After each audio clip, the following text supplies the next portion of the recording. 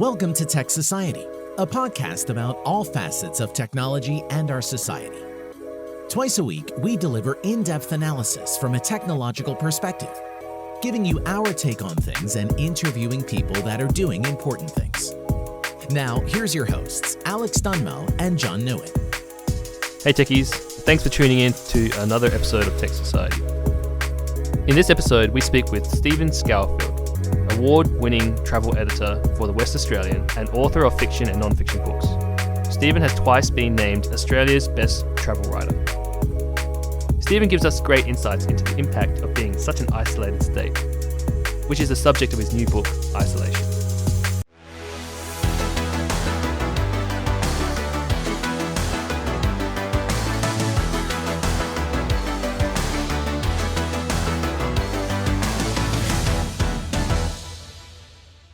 Tell us a bit about yourself, a bit about your book, Isolation. Yeah.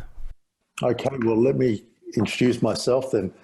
You know, I've been a career writer ever since I was 18. Made my living as a writer all my life.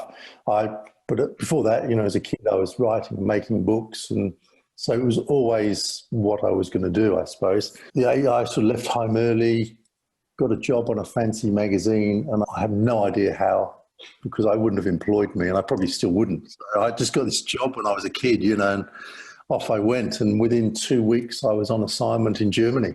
And the last few years have just flown past, I suppose. So, you know, that's what I've done.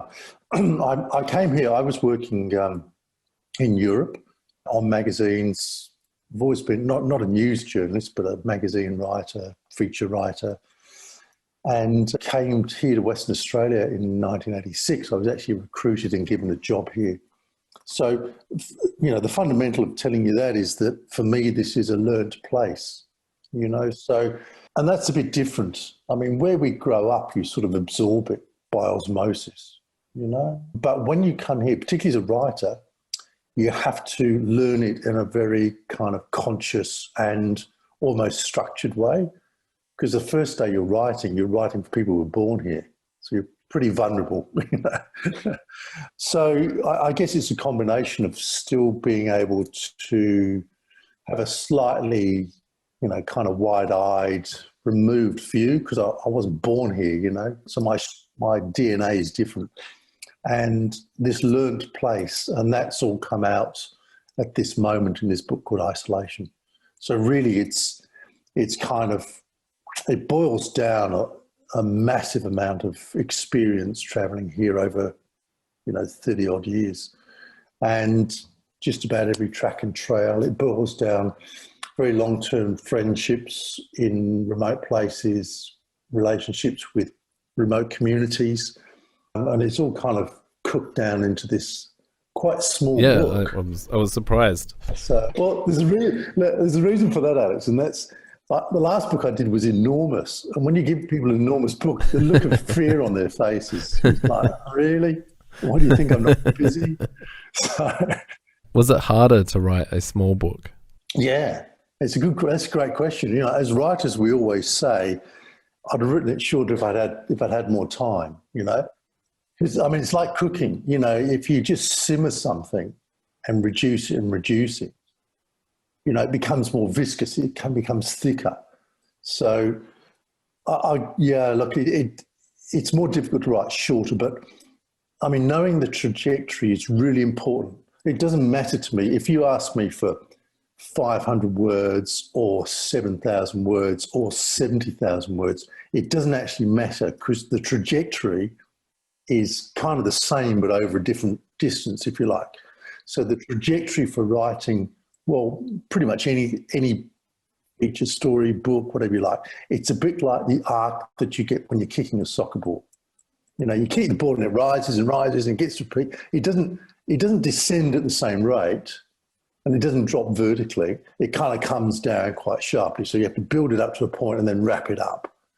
So knowing whether you can do that in 1,000 words or 70,000 words, or in this case, about 16,000 words, is the important thing, you know, because you just need that trajectory. But I mean, this style of writing is a bit different as well, because it's just kind of free falling. Prose. Yeah, I noticed that. It's a bit of a, not quite stream of consciousness, but it's like you're observing it in real time, which is quite interesting. Was it hard choosing the name isolation? I mean, at the moment, it's so weird because I guess this is kind of the book that I've always, I've been waiting to write a book about WA amongst all the others. And because, as I say, I mean, everything about Western Australia is driven by isolation. I mean, like you guys, innovation is driven from isolation in some ways. We're an innovative society. We're a society that has chosen to be in this remote place. We've chosen to come here or to stay here, to return here, as I say, so, and with that comes this innovation because, I mean, Sydney isn't where Kalgoorlie is and Melbourne isn't where Bunbury is. We're on our own out here. So we learn how to fix things and come up with things. And I think that's part of I think it's interesting DNA though, because being Perth born and raised, I didn't realize until I left Perth that, just going to another city was something people did constantly. People from Melbourne go to Sydney constantly. And we just don't do that, which just feels like another suburb. It feels exactly right. It feels like another suburb. And you haven't got that big cultural shift that you get, as you say, in other cities or Europe, Even, I grew up in kind of country. I was a country kid in England, and you drive half an hour and you basically couldn't understand them because of the accent. I always say, it's like when you put a picture in a frame, and the frame is really important to the picture, and people like to it's kind of funky to put a small painting, with a big mat around it in a big frame. And that's kind of what we are. We've got the Nullarbor, we've got the Indian Ocean, Southern Ocean, Antarctica. We're a small picture in this big, massive. When you first arrived here, was isolation what you felt? Like, was that your initial? Oh, extreme. Yeah. Extreme. Because, I mean, this was obviously pre the sort of communication we've got now, So you come here and, you're kind of at a phone box, ringing your family once a week or something. You go, what am I doing here? It's interesting. Before we continue this podcast, here's a message from our sponsor. We believe that you can create art and beauty with technology. We think big. We move quietly. We are Ninja Software.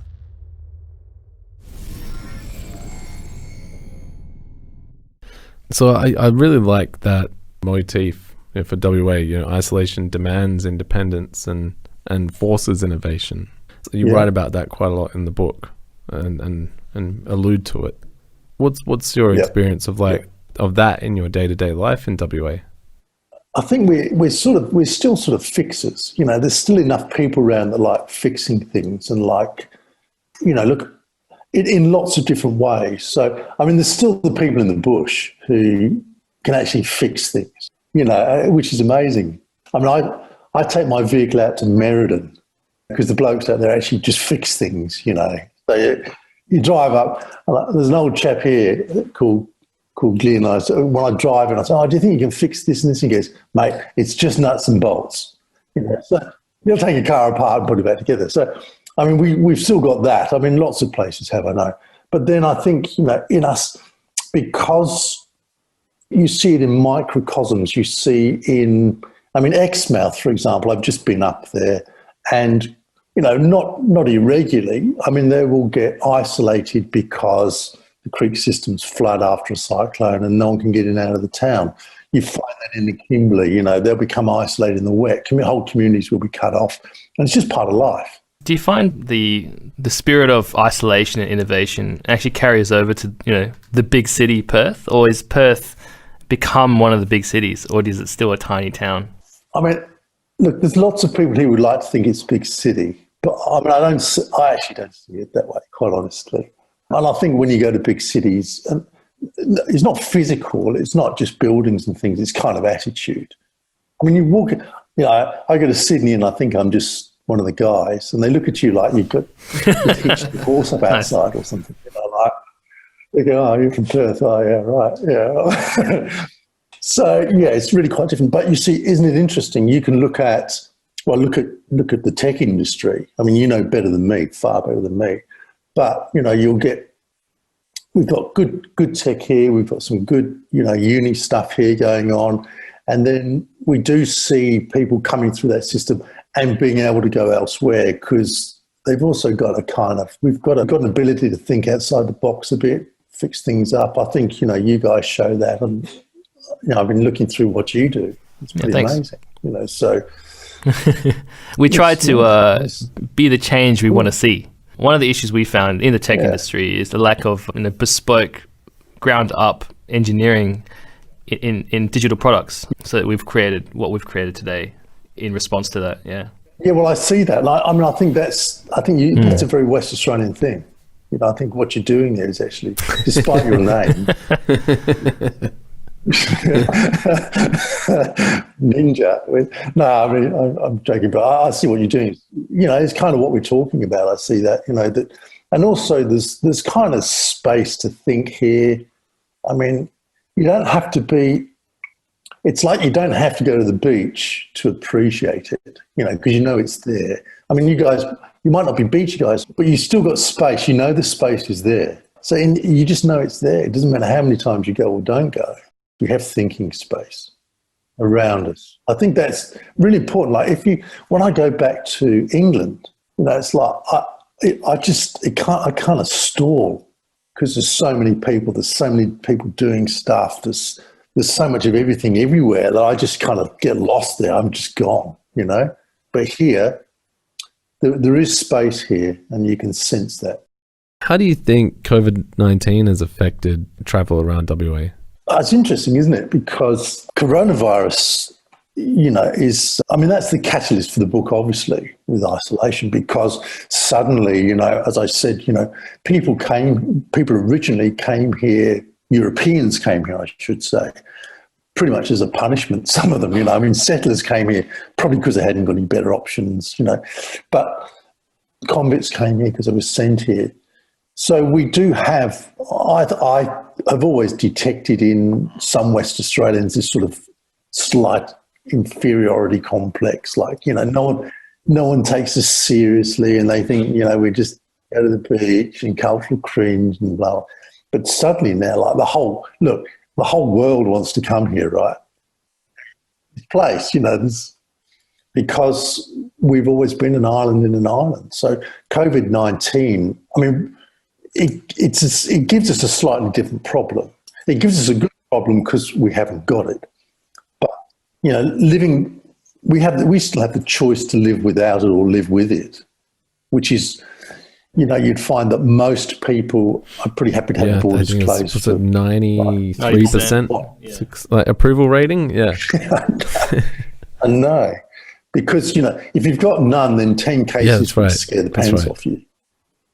But if you're in America, on November the 1st, there were 9 million cases in America, 9.2 million cases in America. And now there's 200,000 per day now, I believe.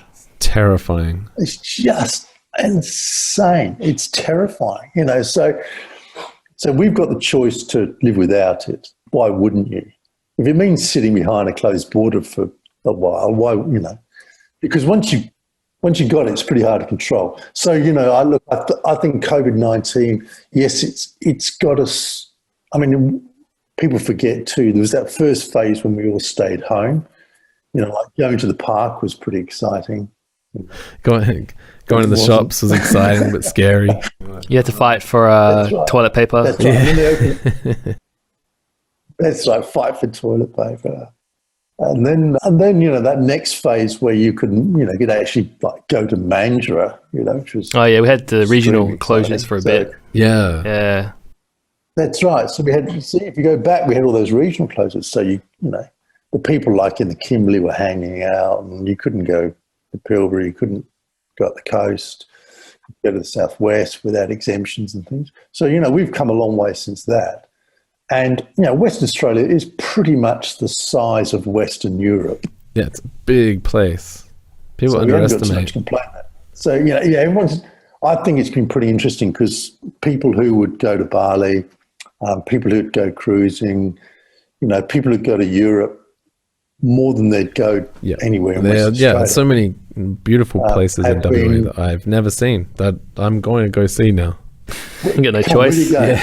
Have to go. Well, actually, coincidentally enough, my mum's just done a sea change, so she's moving up to Kalbarri. So me and my partner and my new child will start there, and then we'll just kind of explore out from there. It's fantastic. You know, a joint like Kalbarri's kind of got everything. Yeah, it's beautiful. It's got it all. You know, so it's amazing. So yeah, I think it's been a good thing to force us, you know, initially, but there's an education. People underestimate the size of Australia, and I think a lot of that is to do with the map projection. So if you go to thetruesize.com, you can actually drag Australia over other areas in the world, and it's gigantic.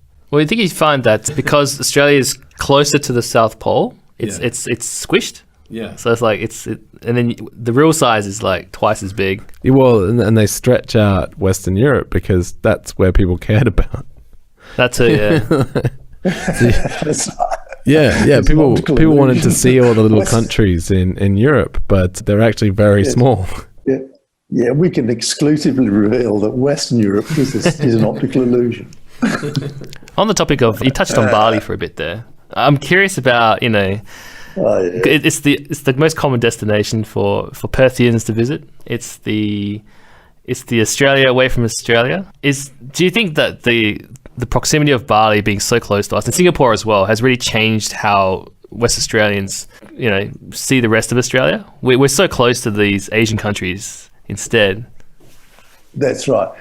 It's funny you mentioned Kalbarri, because I was having this conversation not long, but before all this, with this chap who said, you know, we just took the kids up to Kalbarri and we drove there and we drove back, and they said, it was all right, but next time can we go somewhere close like Bali? Because it was just drove there it's 3 hours. People underestimate how long the plane ride takes compared to driving. That's right. Yeah, look, the Bali is such a factor here, isn't it? Because, you know, it's cheap. There's actually good quality there as well. That's you know, compete with. If you're in Exmouth to get to Bali, it's hard to compete. Super close. So and the Pilbara as well. It's hard. You know, it's always been hard to compete with, because, you know, you've got, you know, you've got a complete. You got the Asian thing, you've got the bintang. It's like a tropical island right next to you. Beach, and all that sort of stuff, and it's just like there. So it's always been such a major driver here, and it's pretty low effort. It's the same with Singapore, but also, you know, I mean, it's pretty important to just realign ourselves, because, you know, we are in Asia. You know, I mean, honestly, most people here, I think a lot of people, if you turn them around twice and they'd think they were in Europe, you know. People here have that sort of mindset that we're just this kind of weird adjunct to Europe. You know, 10 hours to Dubai, another 6 hours, and, you know, that's kind of the connection. You know, but physically, you know, and we don't have, lots of people here don't have that real understanding, that real connection with Asia and Asian countries. And I'd say even the holiday thing, sometimes it's not a totally healthy thing, you know, that lots of people go there because it's cheap grog and, you know, they can go wild and stuff like that, which is all well and good. But, you know, we don't, it's difficult for us. And it's also, I think it's part of our kind of issue, is that, you know, we live in a place, we haven't got difficult neighbours. You know, if you live in Prague, you know, which has had Nazi occupation, it's had the Habsburgs, it's had communists, you name it. They've all been tramping backwards and forwards through that joint forever. If you live in, you know, that cusp where you've got in Central Asia, you know, where you've got Uzbekistan, Kazakhstan, Turkmenistan, they're all rubbing shoulders. If you look at Iran and where it sits there and the neighbours around there, you know, you've got to learn to live with pretty difficult neighbours. You've got Russia on one side, Armenia on the other. You know, you've got all this influences going on. We don't have any neighbours. You can't hear anyone through the wall. I've got New Zealand, you know, making a bit of noise over there. You make a bit of noise, but so far away. Anytime they beat us at the rugby, I think that's when they make a bit of noise. Yeah. Yeah. Yeah. La, la, la, la, la. I can't hear you. So, we actually don't have kind of those skills, which, if you live in a noisy, difficult apartment block, you learn how to live with that.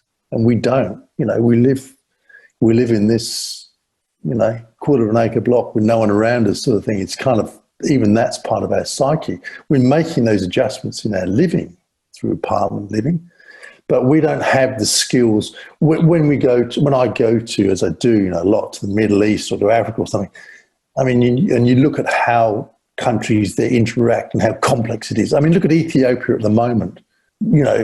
Basically you've got a sort of form of a civil war, and it's very, very complicated. Their relationship with Tigray, Tigray was the heart of the old empire, and the relationship with Eritrea is really complex. We don't really get it in the way that, because we don't have those complex relationships. And even, our dealings, say, with China, we're pretty naive, really. Do you think that affects our national politics? Oh, for sure. For sure. International politics? I mean, I say it with great affection. We're not in our international politics, in our foreign policy. I mean, we're not incredibly sophisticated. And how could we? We're teenagers. I mean, this country's a teenager in terms of, Western politics, if you want to call it that, or Asian politics, in contemporary politics. I'm not sort of dismissing the complexity of the indigenous past and their tribal relationships. But I'm saying that in the modern world, we're teenagers, and when everything gets tough, we just go to the beach, So, I mean, we're not sophisticated in the way. I mean, look at the politics in Saudi Arabia or Iran, which I've mentioned. Look at the interactions out of Russia. Look at how the 20-odd countries that were part of the Soviet Union have developed since the end of that. I mean, all in different directions. Some are medieval, again. Some are pre-Russian, let alone pre-Soviet. So, these are very, very complex places and relationships, and we don't have that. So once again, our isolation, it makes us a bit naive, but I mean, that's not a bad thing. It's just what we are. For some reason, it makes me think of that film, The Beach, 50s or 60s, maybe even older, where the nuclear fallout is. I think it's before my time. Yeah. And we're just kind of like waiting for this thing to hit us, and the rest of the world is silent. And we didn't really change anything until it does hit us, Yeah. So, and none of that's bad. It's just the way it is. One of my colleagues on the West, he said, like Australia is sort of teetering on its biggest depression, since the Great Depression, and we're on holiday. It's kind of been like that around here. We're all jogging around going, where should I go? Oh, I can only go to the Kimberley or the Pilbara or Calbarra, poor me. Really? Really? That's a really interesting point. Australia teetering on a massive depression, and we are completely ignorant to it. I mean, the money, JobKeeper, JobSeeker, the money that is going into this, it doesn't come off a tree. It comes from somewhere, and there's an implication to that. I mean, I don't think, some of it's kind of manufactured money. Yeah, sure. They're just numbers being moved around. But there is a real cost to this. We're in our own little bubble here, for sure. Is that a good thing or a bad thing from your perspective? You tell me from your perspective. Let's make this more interesting. What do you think? It feels good.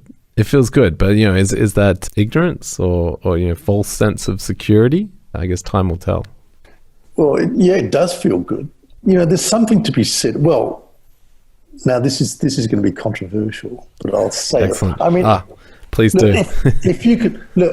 If you can be self-sufficient, which, I mean, we can't in lots of ways, but we can in we can be self-sufficient in that, as we've said, we've got this massive income from resources industries, which really helps us. So, I mean, it's not as if we're going to, as long as that price is going, we're not going to get smashed.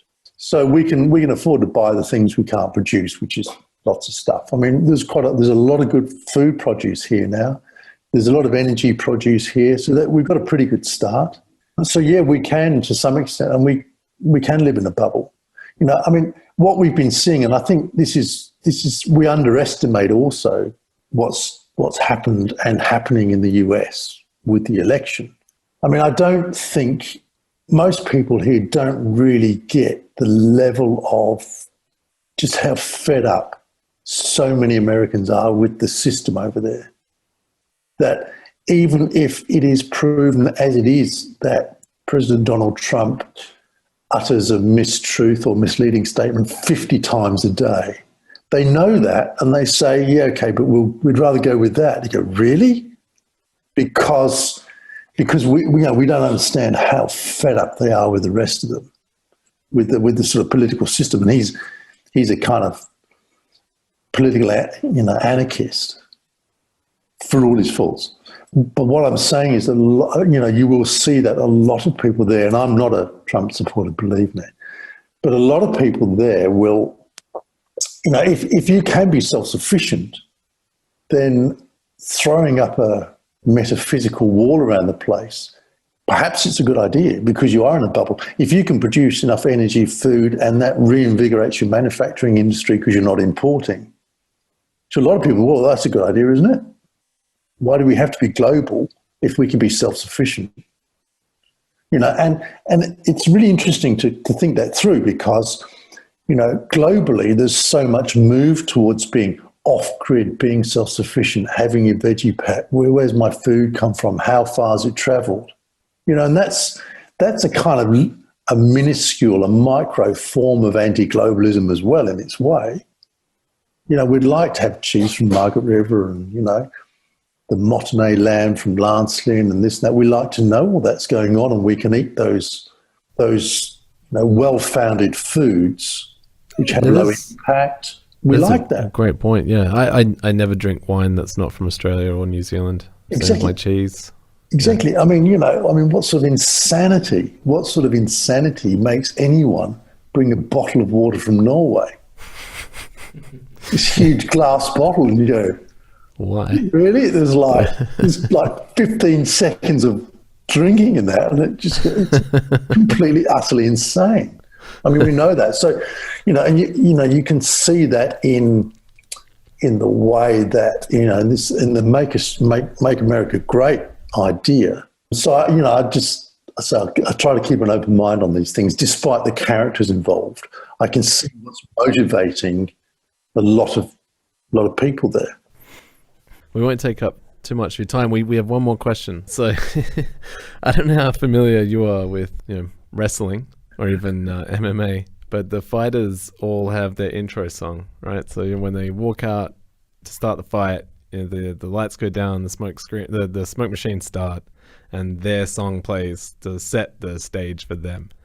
Yeah. What is your intro song? Oh, that's cruel. That's cruel. I tell you what, okay, I got it. It's an old country song by a singer-songwriter called Chris Christopherson. And the lyrics go, I'm a walking contradiction, partly truth and partly fiction, taking ever wrong directions on the lonely way back home. Perfect. It's perfect. That's amazing. You had the answer already. I know, you said it was cruel, but you nailed it. Yeah. It just popped up from somewhere. Excellent. They're the best answers. Yeah, nice. Well, thanks for your time. Thanks, Stephen. And thank you so much for this interview. Thank you, mate. No worries. Right. Nice to see you both. Thanks very much. Yeah, you too. Thanks, Stephen. Cheers. Have a good one. You've made it to the end of another episode of Tech Society. Thanks for listening. Head over to the website, sign up to the newsletter. And on this day in tech history, December 9, 1968, Douglas Engelbart and his team of researchers present a 90-minute public technology demonstration, including such innovations as hypertext, video conferencing, and most famously, the computer mouse. This is the first public demonstration of the mouse and witnessed by about 1,000 computer professionals in attendance. This is a massive day for computer history. The mouse changed everything. And that's it for John and I. I hope you have a great weekend.